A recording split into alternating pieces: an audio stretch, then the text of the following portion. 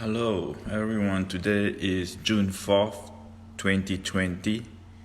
Um, I am scheduled to go live with Cole Williams, and here he is.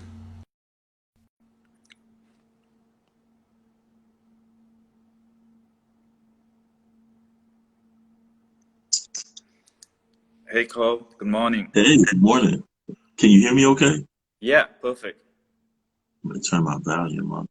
Yeah, we can do a little bit check. It's already we are doing it already live, so Okay. yeah. But it's good to do it earlier, just to make sure that we know how to log in. Like just now, I got a little bit panic. Instagram said that they couldn't do live for this moment. I was like, oh no, no. So Oh, shoot. yeah, figure it out. Yeah. But Sometimes you got to pick. I need to restart the phone and quit all the apps, free up some space, I guess. Okay. Yeah, well, I'm glad it's working. Man, how was your morning? It's good. Been busy. Has to work on my day job doing design stuff. Okay. Um, so did that in the morning. Maybe after Okay. this, I'll go back to yoga and meditation. But usually, I do the the yoga and meditation first if I'm not super busy. But Okay. I think yeah, this week has been a lot of things. So I don't want those kind of data in my mind while I meditate. Then it's kind of like I'm not relaxed. Okay. I need to take up some of that. I think I've just sort of just been kind of practicing some level of my meditation, like mindfulness, just sort of being in the moment. That's really actually very difficult for me because I have so many things going on at one time. So at any given moment, I can be all over the place. But I've been trying to be intentional about making sure I just take some deep breaths in, drink some water, and just be still. So I've been getting up quite early in the morning and just sort of being still and being in the moment. So that's kind of helped me out. And That's for good. this interview, I'm like, oh yeah, I need to get up early and be real still. Yeah, wake up So early is the best time because there's no noise around, I guess, and then your mind is still fresh without getting yeah, sleep. So if you do it in the midday or like end of the day, you tend to be really sleepy. So you are diving in and out of consciousness. That's what not really meditation is about. You want to be super conscious, super clear, and then just watch between two thoughts. That's basically what meditation is. okay, When you sit and then something came in your mind, you watch it, and then you just let it go, and then another thought shows up. But between those two mm, thoughts, there is a sliver of nothingness. You have to catch mm, the sliver, and then that little tiny gap, you slowly expand that gap. So okay, at some point you will feel that a thought comes into your mind, and then you could have a period of like nothing, and then you try to make it as long as you can. okay, So if you can catch that little sliver and then slowly expand it, that's basically meditation. Yeah, but okay. it could be any form. It could be uh, mindfulness. It could be breathing. It could be sitting. It could be walking. It could be repeating a mantra, repeating a sound. It could be any sound. In the name of divinity is good. Or words of affirmation. I'm safe. I'm safe. Yeah. Like I'm happy. I'm happy. I'm happy. So yeah, it's good. Yeah. So maybe you should get on to introducing yourself. It's 8:30. Let us know Okay. who you are. Okay. All right. So I am Cole Williams. I am from Grand Rapids, Michigan, but originally from my hometown is in Benton Harbor. And yeah, I guess if I had to give myself a title, I would definitely say that I am a narrative change agent. My main focus, I think, in the history of my work is really centered around changing the narrative of how we see boys and men of color. And so that has been my focus, my journey, especially as it associates to being a dad, an uncle, a foster adoptive parent, like all of those many titles that I wear, that's all centered back to narrative change work. So that's kind of what I do. Yeah. So if I had to give myself a name, it would be a narrative change agent. Great. And I heard that you have seven children. Yes, I think it's even more than that. Right? I started collecting children, which is really weird to say, but I think I started parenting kids outside of my front yard.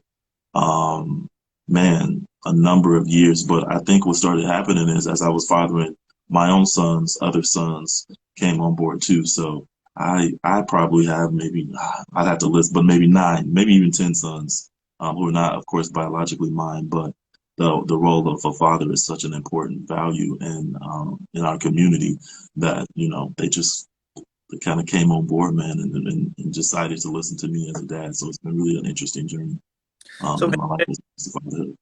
yeah, when you said you are fathering them, do you mean you are being a mentor to them, or literally like you are actually legally their father, even though it's not So biologically yours? yeah.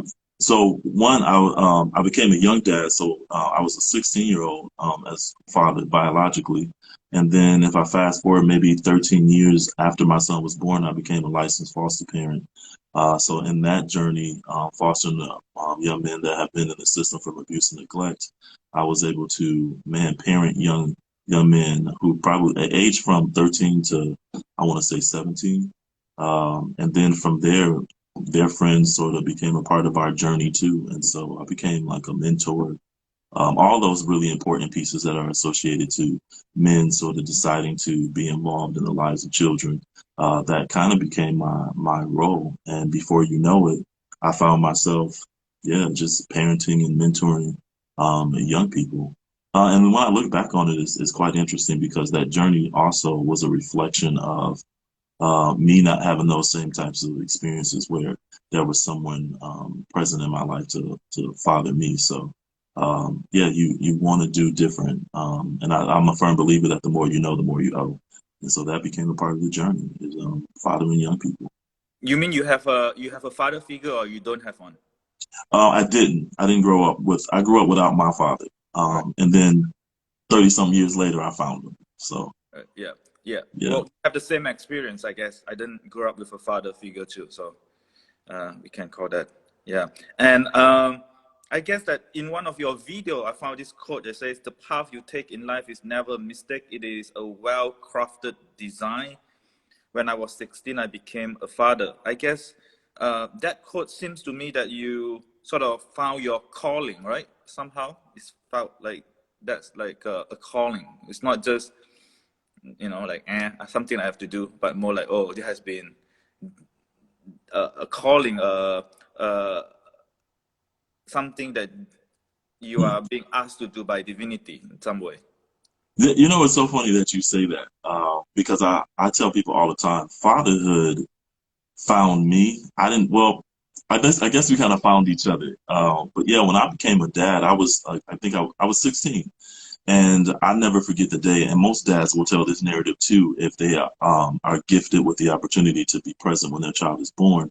But my son was born December 30th, 1994 at 9:55 in the morning. And I remember um, just sort of being there. And all of a sudden he came into the world and I held him for the first time. And so I looked down at him and he looked up at me. And it was an instant connection of me having this decision that I had made in my head that I wanted to be present and involved in his life no matter what. But at the time, of course, I had no real clear map about what that looked like because I didn't necessarily have that human figure that kind of modeled that for me. But I did have a multiple of father figures that were on my television. And so those became the men in my life that I sort of began to model after. And I think it's really interesting when we talk about fatherhood and modeling because the first man that everyone told me I should believe in happened to be a man that I didn't necessarily know, but he didn't even look like me, but he hung on the wall as a picture on in a frame in not only my home, but multiple homes of my friends and my family. And so it took me a really a long time to kind of understand what it meant to be a father when I was told to worship the man that hung on the wall in the frames in my home. And that was an image of a white Jesus. And so when I talk about narrative work and really shifting the narrative for boys and men of color, it really started for me as a boy looking at this figure that was on the wall of this very white man with beautiful blonde hair and beautiful blue eyes. And every place that was of color I went to, they were saying, "This is the man you worship." But it was really hard to do that when I didn't have a father to show me. You know what I'm saying? So it was, here I am told, worship this white man because he is your father, he is Jesus. But yeah, I didn't have a tangible example of what that was. So when my son was born, I said to myself, okay, now I have to be a tangible experience for my son and help him navigate these systems in this world. But my first, and it's so crazy when I think about this, but my first experience with fatherhood came from the image of Jesus on my wall, which is crazy. Yeah, I gotta sip some water on that because that I don't know if you know that just hit, great. Thank you. but that was real. That's real. Yeah. Um, Mhm. let's maybe what else? I so maybe the hidden. I know you've been a speaker and you've been encouraging people how to be a better father, how to have that role. But that is like there's other things that you do to make money, right? Before you having to reach this role, and those things are really, I think it's really important to let people see how much struggle a father, is not just being someone there in present, but also providing and like I'm sure there's tons of story that you could tell by just like working and doing things, doing job to just making money and surviving. Oh yeah. There was a time I was going to school full time and working full time. There I took on jobs that I hated. I actually got into the work of residential, so I started doing what they call residential treatment, and I became like I'm trying to like a counselor of some sort. And I had started working with at-risk youth. And at the time, I didn't really understand what at-risk meant. And then over time, it evolved to actually, they're not at risk. These are actually young people who have experienced some level of trauma and have been, of course, removed from their homes, removed from their communities, and then placed in different communities and different homes and different schools based on, abuse and neglect. So that has really been the basis of my work is just sort of working my way up through that. And I remember having working at a residential treatment program where I started off as a third shift worker, and my true responsibility was simply to make sure that when children when they woke up the next morning, that the home that I worked in felt like home. And so that was like cleaning toasters, cleaning the refrigerator, making sure their blankets and their towels and all these things were prepared for them for the next morning, right? And I remember thinking to myself that I needed to be very intentional about making sure I did those little small things because children who come from spaces where those things are not necessarily available to them that small thing could mean a whole lot. So I've done a lot of different types of work, but I think when I look back on it, all of the work was really truly preparing me for the kind of work that I do now, where I'm teaching inside a juvenile detention center, where I'm working inside of a prison and also working inside of a jail. All of that was really preparing me to do the kind of work that I'm doing now, and really it was human work. The work I do now is really based on heart. It's really about connecting with people, and in spaces that people are not necessarily comfortable with, and people don't necessarily go to. If you don't have a kid has some real issues or trauma, you don't show up at the juvenile detention center because your GPS won't take you there. But if you have a kiddo who's there, you're going to show up there. If you don't have someone that is incarcerated, you're typically not going to go to the county jail to visit just some random person. And so my work has allowed me to be able to do that. But I would also add that the children that I've had the opportunity to be blessed with to help raise, they have also taught me a great deal about myself. And so in parenting, I recognized that, oh my gosh, some of my biggest challenges were the stuff that I had not dealt with. So I was in prison to my own thoughts, which makes sense. If I'm in prison to my own thoughts, then I know what it feels like to be a prisoner. So I can go into a place where there are men and women incarcerated and talk about what it means to be incarcerated to your own thoughts. So my work has definitely been a reflection and a mirror to who I am as a person. And it's definitely helped me, kind of see myself in a much meaningful and deeper way. And so I'm always doing internal work. That's what I do. I spend a lot of time, really working on myself and trying to understand how I can be a better person um, to the people that I support and I serve. So yeah, and it's all been a blessing, man. It's probably the toughest thing I think I've had to learn is that I am not in control. If you can learn that, Yeah, that's half the battle, man. I'm not in control. yeah, Yeah, definitely. Yeah. I love your uh, um, story arc that you just yeah, described. It's really great. It's exactly how I see my own life as an artist. I do a lot of things just to make ends meet, but those things help me in a lot of yeah. ways. Like when I was doing presentation for ad agency, I just hate doing presentation. These stupid things, keep printing and Right. binding presentation proposal and have to stay really late at night. But then when I became an artist and I need to do proposal for public project and I fly Mhm. that, like I'm trained, like Right. I know what they want, I know what I want, and I know how to do the visual parts and talk the talk. So um, yeah, sometimes those things that we hate to do shape us in some way. And then you talk Absolutely. about you know you're not controlling your in your or your own life, so those are also very spiritual ideas that I personally believe that we don't have free will, and a lot of people tends to disagree upon it. Yeah. And I always say that there is grace, and a lot of people also doesn't understand what grace is. It's free will and grace is connected, and love is connected, because it's not that you are defeated and you put on a white flag and says I gave up on my life, but it's more like Mm.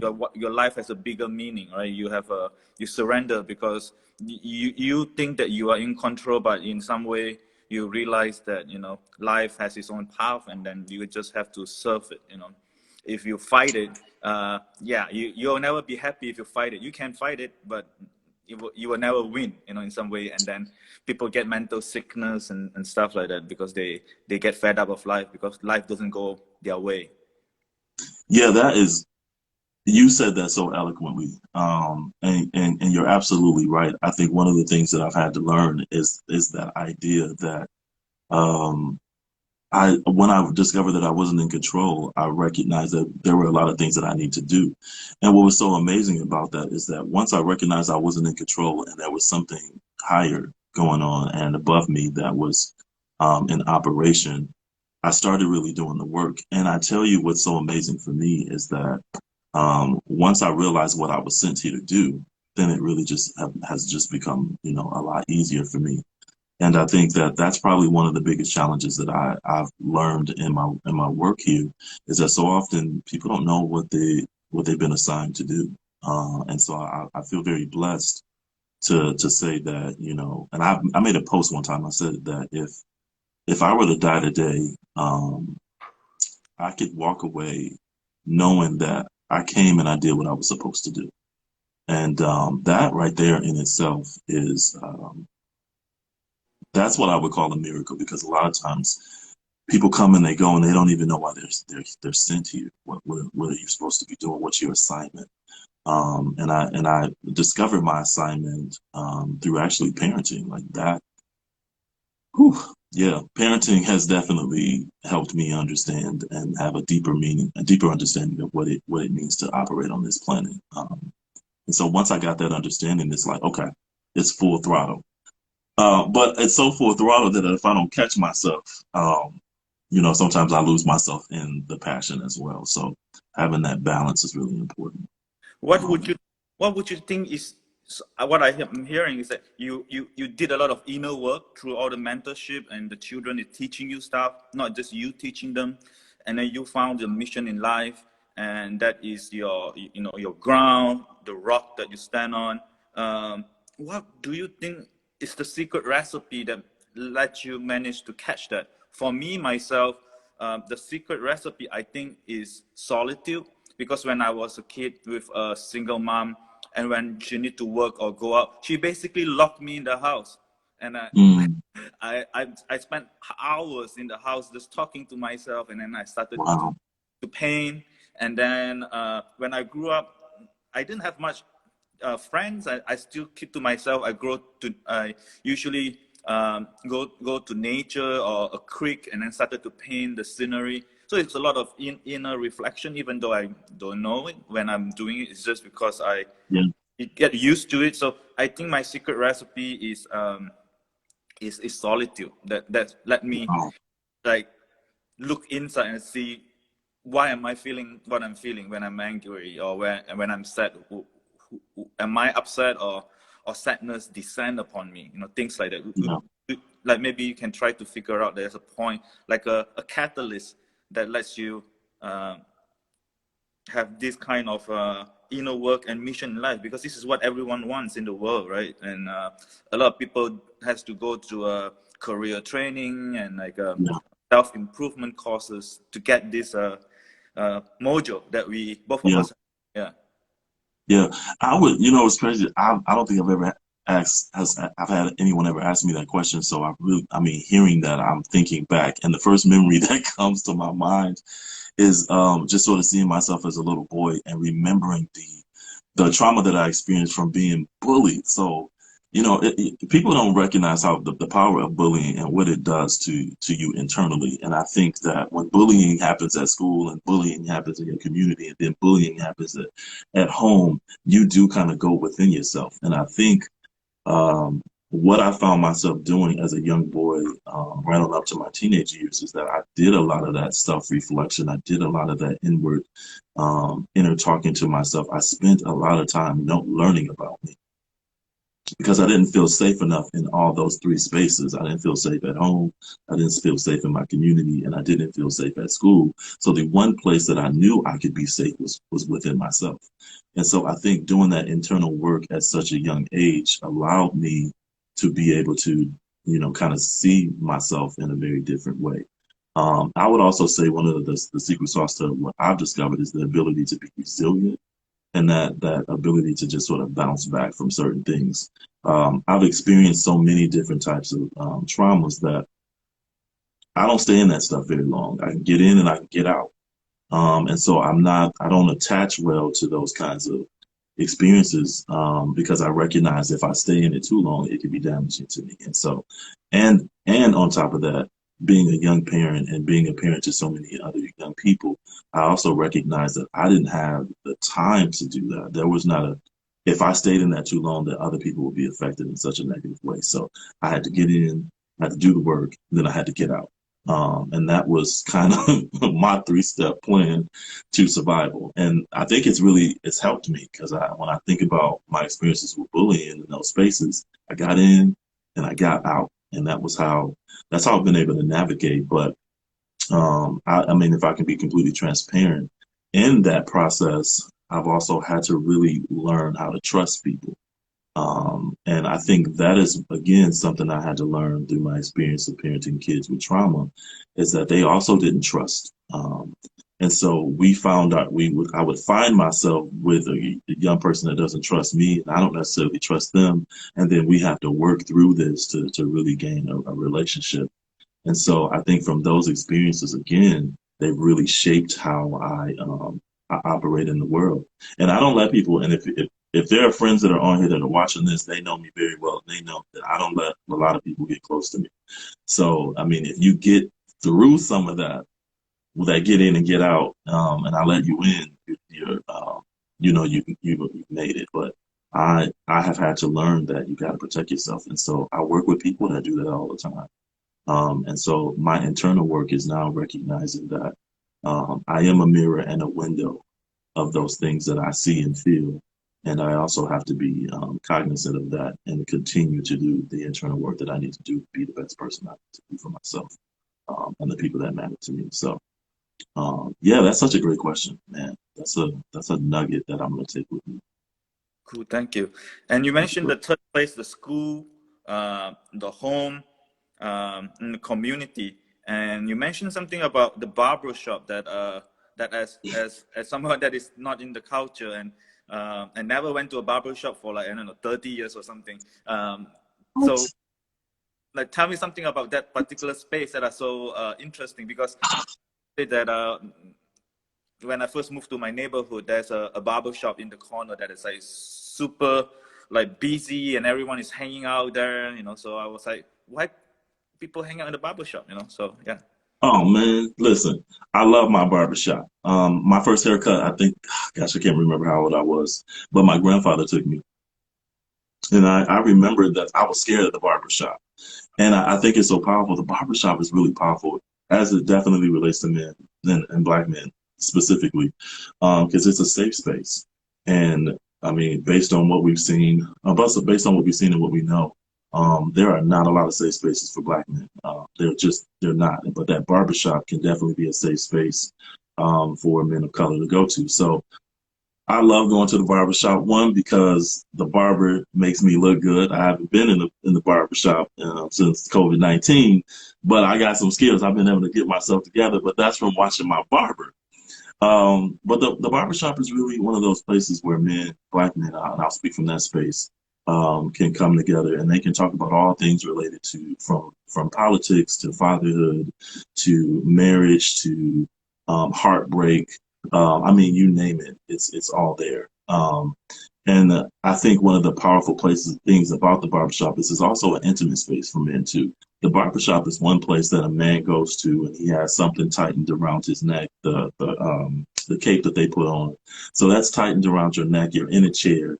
You can't see your hands, and normally, you know, men typically are in a space where they can always, if they need to use their hands, they can. But in this chair, you're very, very vulnerable. On top of that, you have a man standing over you who's responsible for not only cutting your hair, but preparing you to enter into the world based on the style of hair you get. But it's that conversation that happens with you and your barber that truly, truly matters. And again, it's that relationship piece. There are not a lot of spaces where black men can come and build relationships. And so that barbershop is almost like a hub for those kinds of experiences. But it also could be a very traumatic space too, especially again, if you think about what I just described. If I'm a little boy and I've never been to a barbershop and I have someone put something around my neck that is tightened, I'm sitting in a chair with a man that I don't know, especially if I've never had a relationship with a man before. He's now have something in his hands that is buzzing and it's loud. I know could it hurt? I don't know. I don't have access to my limbs. And then if I do cry, someone in that space might say, stop crying. I mean, it can be a very traumatic place. And so a lot of my work is really around helping barbers and people that are in those spaces recognize that we also have a responsibility to the little boys who enter into that space because they also hear all the conversations that take place in that barbershop. And at one point, I used to think that the barbershop was safe for all black men until I had a really good friend say to me that the barbershop isn't safe for all black men. The barbershop may be safe for alpha males, but it might not be safe for a trans man or a trans woman or a gay man. And so I thought, well, I had to pause, right? And then I went back to my barber and I asked him that question. I'm like, is this barbershop safe? And he said, that truly depends on the barber. And I was like, okay, so again, the barber has an amazing responsibility to the community that he serves. He's not just the person that cuts hair. He becomes the therapist. He becomes the social worker. He becomes your mental health clinician. And you know, one of my other hopes that I hope to do too is to figure out ways to support Black barbers because their mental health is important. And if I'm coming in and I'm unloading and unpacking all this stuff, what does my barber do with that? How does he unpack if he's seeing 12 of us in one day and we're just unloading and unpacking on him? And so I think barbershops and salons that support Black men and Black women, those become very safe havens and extended family. And so that's part of the reason why my comic book was built, is around looking at this extended family and supporting the community. So yeah, I love my barber, man. My barber is Dom. And he keeps me right. He's actually one of my main characters in the comic book called The Fatherhood. Yeah, let's talk Because comic book. yeah, man. Again, the comic book is truly based off of. Oh man, you got my guy up there. Yeah. Yes. So there's a couple of things going on in this. So this character is JT. He's Jack of all trades, and And what you see here is him in a baby carrier, so he's carrying this baby. And I'm a firm believer that attachment and bonding is really important for fathers. And so this image represents that idea that when a father is carrying his baby, he is bonded with his child. And it looks kind of dangerous. There was some concern for folks when they saw this image that this could be dangerous for the baby, but recognizing that she is attached to her father, she is not in harm's way at all. The reality of it is that when dads and babies bond, they create such a deeper connection. And so the comic book is called The Fatherhood. And again, I'm a narrative change agent. And what I want to do is change the way the world sees Black men and their children. I think it's really important that we humanize Black men, especially after what we have witnessed and seen and have seen for centuries in this country, as it relates to how we treat the Black body, how we monetize off the Black body, how we use and disregard the Black body. And so for me, it's really important that we change that by creating images that really support that. And what's really dope about this is that these images were also created through the help and the lens of Black boys inside the juvenile detention center. When I asked them about their fathers, there was a lot of pain and anger around even talking about it. But when I said, if you could imagine your father being a superhero, what would he look like? There was a room full of boys that lit up around the idea that a father could be a superhero, even if they had not had an experience of a successful one. And so I think that was very telling to me that it's important to create superheroes in the fathers and the men that currently exist and that surrounds that lives in our community. Excuse me. And so I think these superheroes are based off of men that I know, men that have become superheroes in my life who are amazing fathers that I get the opportunity to connect with every day.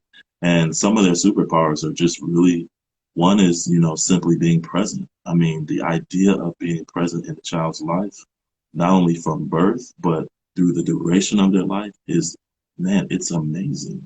And so helping dads recognize that they have superpowers. If a dad calls and he visits his children, that's a superpower, man. You're a super dad. If you read to your kid, you're a super dope dad.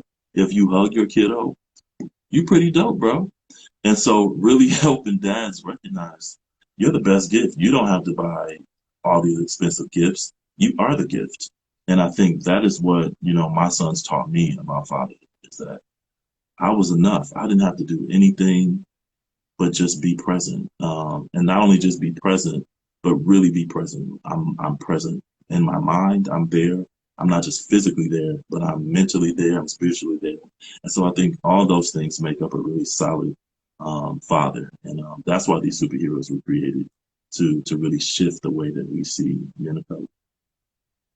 Yeah, definitely. And I guess that not just being there as a father, it's also being present, but it's also letting, whether it's your own children or the next generation is being heard, right? Like they can come to you with their issues and things like that.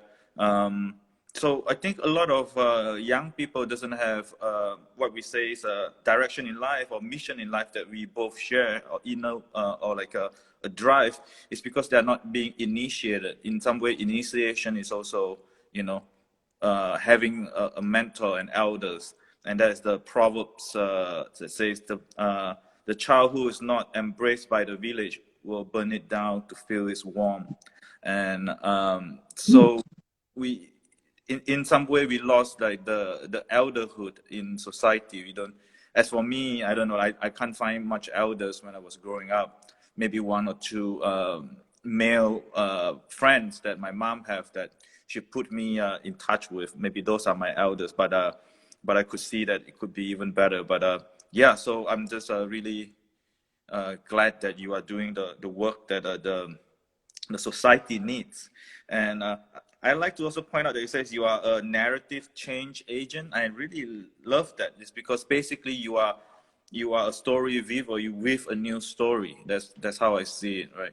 I see a lot of problems, especially that I'm passionate about, like climate change, is because Yeah. we as human got the story all wrong. So we just need to weave a new story. There's no that's the way out, you know.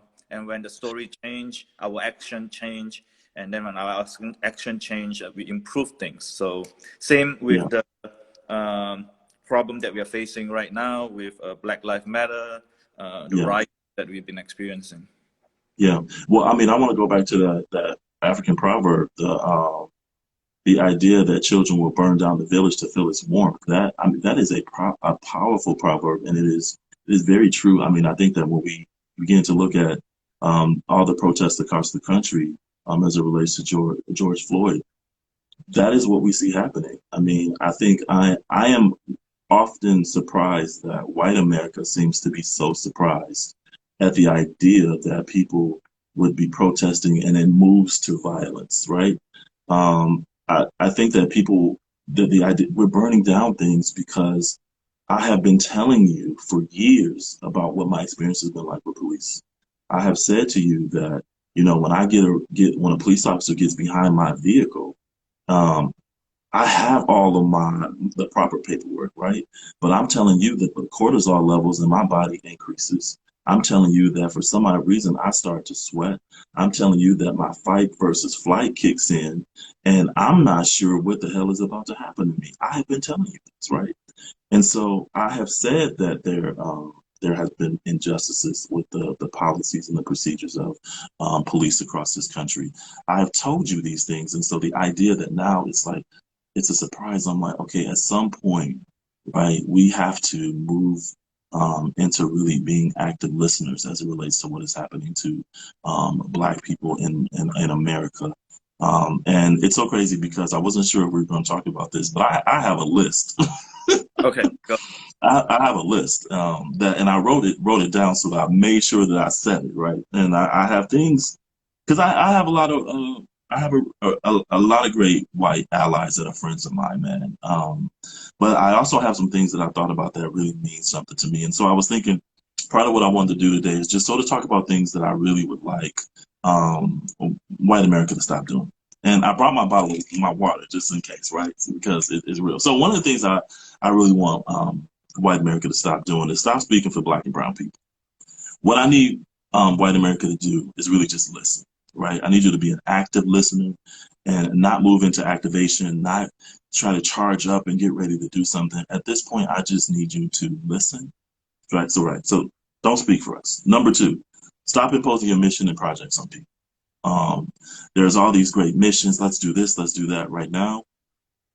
I need you to just not impose that on me. Stop dismissing. Stop dismissing my concerns. Stop dismissing the things that I tell you about my story. And if you want to see how powerful that is, all you have to do is pay attention to Black women who are pregnant, and they go to the hospitals and they talk to their doctors about things that they're experiencing with their baby and how many Black mothers get dismissed. And then we want to talk about the infant mortality rate, right? So that's a whole nother thing. Stop saying I feel so guilty and so bad. Because what happens when you tell me that you feel guilty and you feel bad, now I become the person that needs to comfort you. I'm still grieving, right? I'm still processing Emmett Till. So I need you not to tell me that you're feeling bad and you're hurt, and then now I become the person that's responsible to comfort you. I need you to do your own work, right? Um, Work through your own shame and guilt, do some self care, right? I'm a firm believer in that. And stop asking Black people to solve it for you. I can't do that for you. We can't do that for you. But you can do the work, right? And it requires you doing the work. And if you can't go to Black people and ask that question, right? Do a Google search. I mean, I think for the most part, when we want to look for something and find something, we have outlets to do that. And then bring me on board if I choose to sort of help guide if that's something I want to do. But here's the reality of it is, if I do that work for you, I've got friends that say, hey, Cole, check me when I'm saying something that's out of context. Well, if I'm checking you when you say something out of context as it relates to racism or discrimination or your biased views, then who checks you when I'm not around? So I'm asking white America to do something, and my white friends and my white allies to say, you need to have a check-in person that is white, that checks in with you, that holds you accountable, and that you hold each other accountable, right? And then last thing I thought was really important, how can white people help? It's really important. One of the things you can do is that if you own your own business, right, employ people of color. Oh, employ them, right? If you work in HR, don't get rid of a resume or an application if it has a quote unquote black name. You know, it's so powerful that I was a young dad, but I was young and old enough to know that I had to be intentional how I even named my son. Okay, do I name him? Oh, I have to name him a name that he's going to live with for the rest of his life that someone might see on an application or resume. Depending on how I name him will either put him in a good place or a bad place. Why do I have to think about that as a person of color? But that is something I have to think about. The other thing that I'm asking my white ally friends to do is ask the question about what does it mean to be white? I know what it means to be black. I'm having to ask through that question everywhere I go. And so and I'm qualified. And one of the things I want to say is that I'm qualified to make these kinds of statements because all of my teachers are white, every last one. I'm qualified to make these statements because I grew up in a predominantly second part of my teenage life. I grew up in a white home, middle class white neighborhood, and went to a middle class white school. I'm qualified to make these statements. I'm qualified to make these statements because I went to family reunions that were predominantly white, and they asked me, what part of the country are you from? Because they were Italians, and I would make a statement like, "Oh, I'm from the lower part of Italy," right? And everybody's laughing, right? So I'm qualified to make these statements, and I'm qualified to say this because as an adult black man working in the field that I work in, all of my supervisors have been white women. So when I make these statements, I'm making these statements not as some angry black man, but I'm making these statements because you have been my teachers, you have been my leaders. You've even been the picture on my frame in my home as a little boy that told me that I needed to believe and worship in the image of Jesus. And so my work has been centered around reframing that, not only for myself as a little boy, but reframing that for all brown children, that your image matters. Images matter. They can destroy, they can heal, but it's okay to be beautifully made. Your blackness is beautiful. Your brown, all your tones matter. And so to grow up in a space where I've only been told that the man that I need to worship doesn't look like me is not okay, right? And so we have to change that. And no, my last one is really interesting and it's kind of funny. I'm telling my white allies to call the police on white men who run and jog in their neighborhood and they don't recognize who they are. Call the police on them and see what happens. Because it's really interesting that we will call the police on a brown man who's in a neighborhood that we might not recognize, but we won't do that for white men. And you can't tell me that there are white men that don't show up in white neighborhoods that they don't know who this white man is and what house he lives in, or they don't necessarily know him right away, and they don't call the police on him. So do that for me and sort of see what happens. But don't call me asking for me to do the work for you. Do the work for yourself, and then let's come together and talk about what you can do in those spaces to support not only the people that you go back to, but then how we can support all brown people. Because again, I'm most concerned about this because I have brown children. Um, I am a father. I'm a black man, and when a police vehicle gets behind me, all the trauma kicks in for me. And so that's just something that I think is really important for me. The police vehicle represents trauma. So when I see people burning up the vehicles of a police car, I hope people understand that's a symbol to trauma. A vehicle is that vehicle is traumatizing. It's not the person in the car because I typically don't see the person in the car when the police car gets behind me. I see the vehicle first, and that vehicle represents everything that I've ever been told is can be dangerous for me. The media tells me that vehicle can be dangerous. So when those red, blue, and white lights come on, which are the same colors of the American flag that I am supposed to, that America represents. Those are the same colors that could possibly kill me. That's a concern, you know. And so we've really got to do some internal work, some radical work, and changing that. So, do Black Lives Matter? Absolutely. Um, and all the lives that are mixed in that matter. But our lives do matter, and we've been saying that for years. And I hope this time around people are listening and ready to do the work. So yeah, I don't know. I just kind of I Great. needed to share. Thank you for such an insightful sharing and powerful things that sometimes as Asian you might not experience that for myself, but I have neighbors that who shows me other things that can be done, you know. So I've experienced in a lot of stuff. Yeah. I even experiencing stop and freeze, which I didn't Um, realize until like 2 days later. I it happened to me. I didn't realize it, and then I was like still going on. Obviously, nothing happened to me, but I didn't realize it until like days later, and I'll be like, wait a yeah. minute, that's what it is. That's what they were talking about. And and I think the experiences changes you too. I think if you never have the experience, it just sounds like someone's story. But it's only when you experience it that it tend to really matter to people.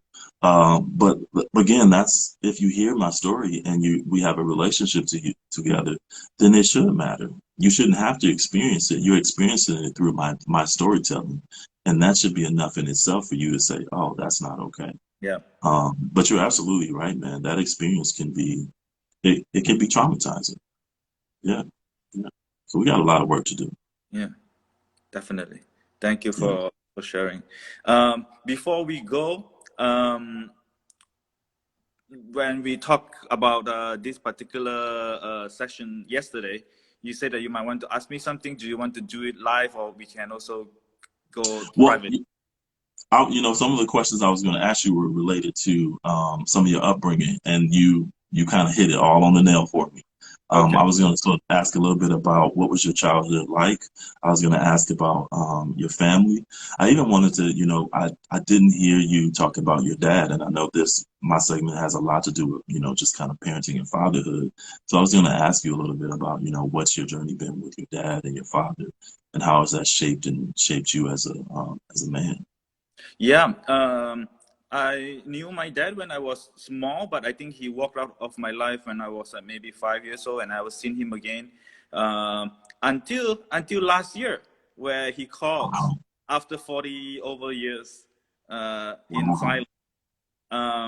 And apparently he was looking for me through his daughter and my cousin and my half sisters. So I managed to talk to him over the phone after this while. I guess that he got a little I don't know, awakening because he was really sick and he's like almost dying. So he's like, I don't know, like maybe some closure for him. So he reached out, and I see that it's really great kind of acknowledgement that bringing me back to the family so that I could proud using the last name, I guess. So that's a Wow. little thing that yeah. So it's been a crazy journey. Um, but Yeah. yeah, but I grew up with my mom all my life, and yeah, so it's also like I realized a lot of things, like whatever trauma that she been through being a young mother is now passing on to me, and I Yeah. realized that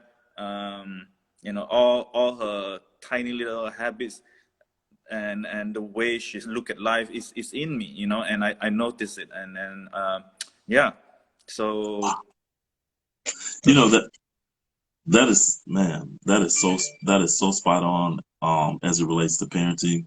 And that's why, so much of my work is associated with supporting parents because sometimes we don't know that we parent out of our own wounds.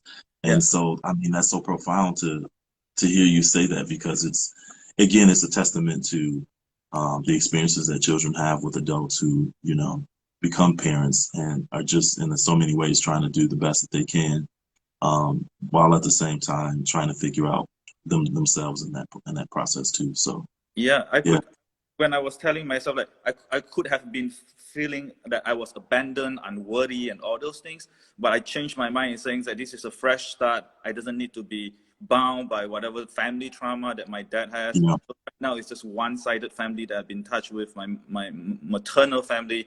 But I could remake myself. I didn't have to be controlled or influenced by whatever they've been feeling. So that's why I always try new things, liberate myself in my thinking and my action and everything like that. Man, that's a superpower, bro. Yeah.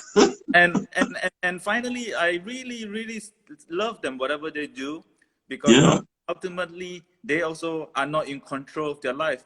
When they hook up and they got all horny up and producing yeah, me, is all yeah, Mother Nature doing his own thing. And luckily, I also love my grandmother that who said, don't worry about it. yeah. Family will help out, in the kid. So here I am. So yeah. Man, that's it's funny that how relationships are formed. I never would have thought that that would have been your narrative just by looking at you, right? And I think that is why I think it's so important that we take a deep dive into getting to know each other. And I think that's why the work that me and Joel are doing around the Delta Project with kids that are inside the juvenile detention center is so vitally important because it's this idea that when I sit in front of a stranger and I start to talk and we start to share, we discover that we're not so far off in terms Right. of who we are and the experiences that we have in the world. It's only when I see you at face value, and that's all I get.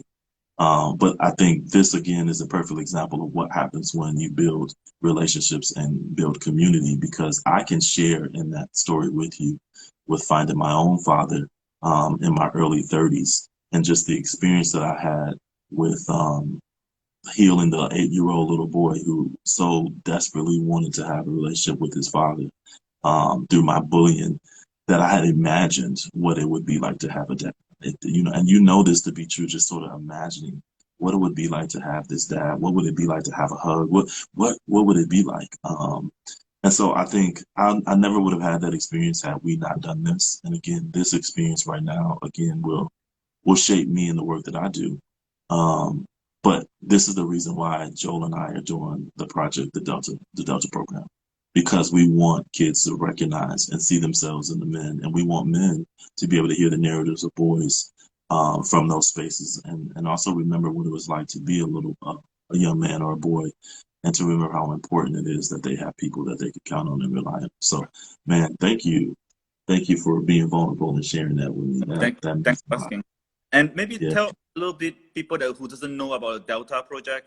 What I Yes. so far is that you guys just managed to do like a video interview series, but like what is the mission and a little bit.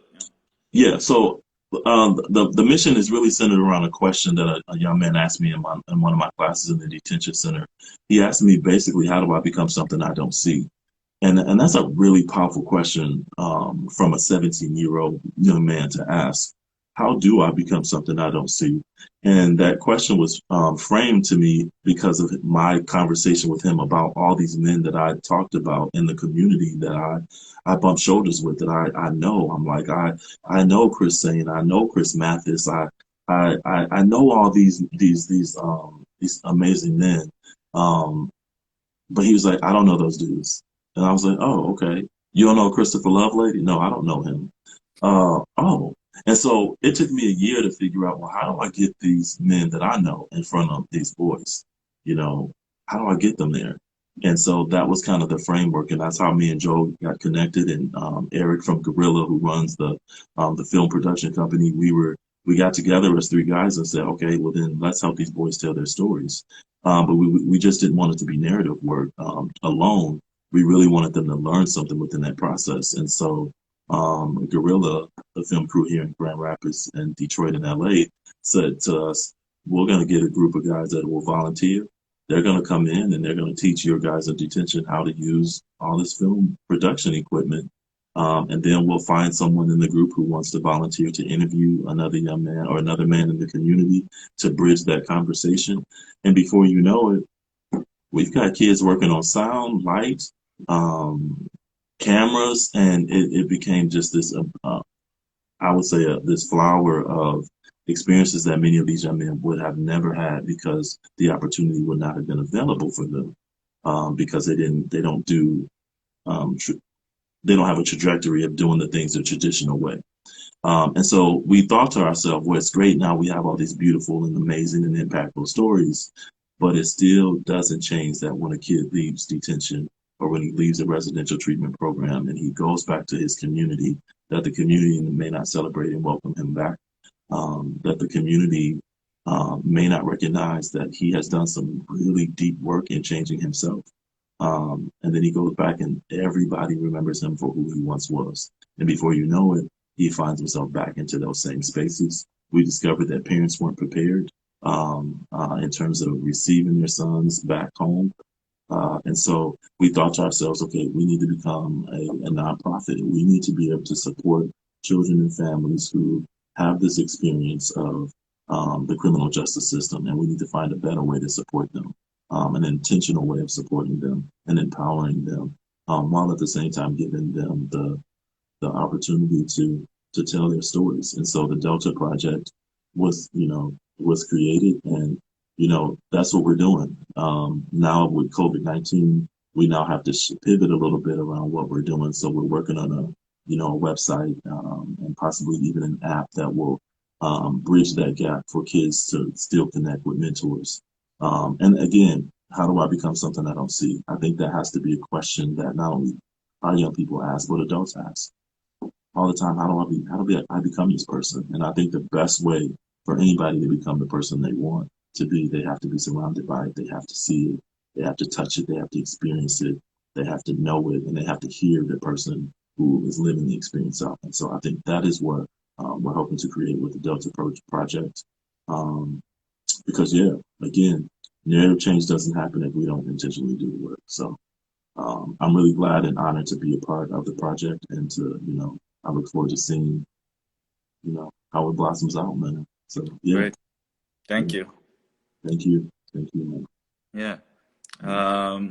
Yeah, let's maybe conclude it here so that it's not too long for people to listen. I And know, right? yeah. And So thank you, man. Yeah, we'll have to great, do this again. great meeting you too. Yeah. Yeah, nice to meet you as well. Yeah. And I'll catch you next time, and we'll be in touch. Okay, sounds good. Yeah. Thank you. All right. Thank you. All Bye-bye. right, bye. Bye.